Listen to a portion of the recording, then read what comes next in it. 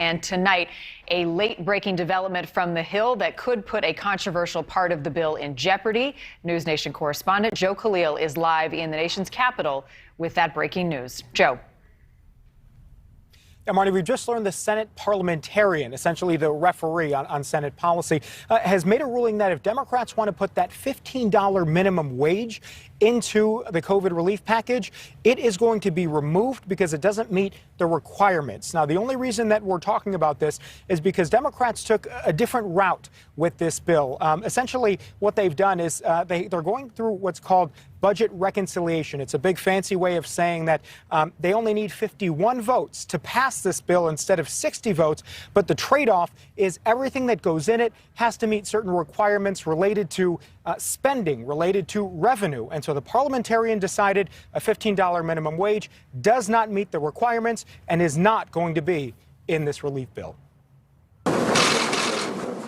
More shots in arms today as President Biden marked 50 million vaccinations on his 37th day in office. I hope Congress passes the American Rescue Plan, which I've been pushing. The photo op comes on the eve of a major vote in the House as Democrats push through the president's $1.9 trillion COVID relief plan. Among other measures, it provides $1,400 stimulus checks, $57 billion for vaccine distribution and testing, $350 billion to struggling state and local governments, and $130 billion for K-12 schools. The vast majority of the people in this country want this package, and they are desperately in need of this assistance. Democrats like Deborah Ross say struggling businesses and families need more relief. And polling shows a strong majority of Americans support the bill. It is supported by our businesses. It is supported by Republican mayors and governors. But not one Republican in Congress. The pork, special interest pork. There's a lot of pork in there. When you look at what's in the package, it's a bunch of giveaways to special interests that have nothing to do with COVID. It's a $2 trillion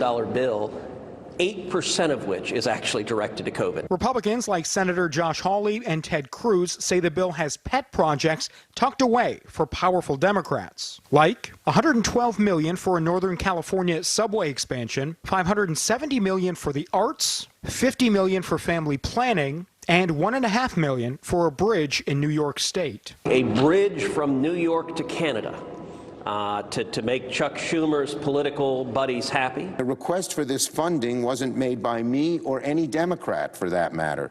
It came from the Trump administration. But Democrats fired back, calling the GOP's pork argument baloney. They argue funding for the arts, infrastructure, and yes, even that bridge are legitimate relief measures. This is one of the only bridges operated by the federal government.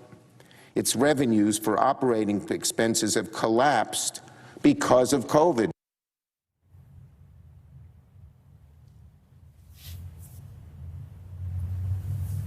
And so a couple of points now about the process and the breaking news that we just found out tonight.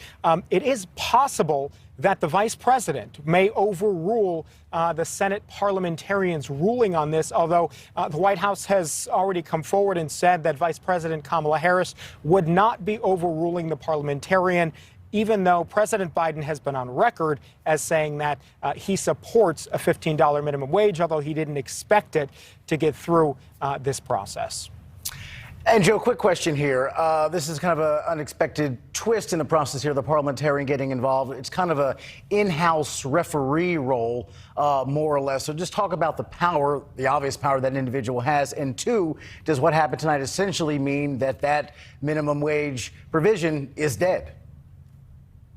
Yeah, the parliamentarian is somebody who is behind the scenes. This is not an elected official. And basically what they do is they make sure that everybody in the Senate who proposes legislation, all of the bills, follow the Senate rules. So they ultimately make the calls on that. In this particular situation, it does seem as though the parliamentarian has an outsized authority here because they are making the call on that $15 minimum wage.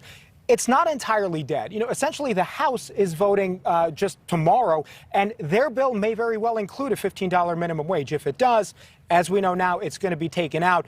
But this doesn't mean that it's entirely gone. What it means is that if Democrats want to push forward a $15 minimum wage, they're going to have to do so in the regular process. They're just going to need 60 Republican senators in a separate piece of legislation, not as a part of this COVID relief package. And again, the parliamentarian ruling tonight, basically, this was a violation of budget process rules and took it out. So we'll see now what happens later tonight and tomorrow. Joe, live in D.C., thanks so much for us.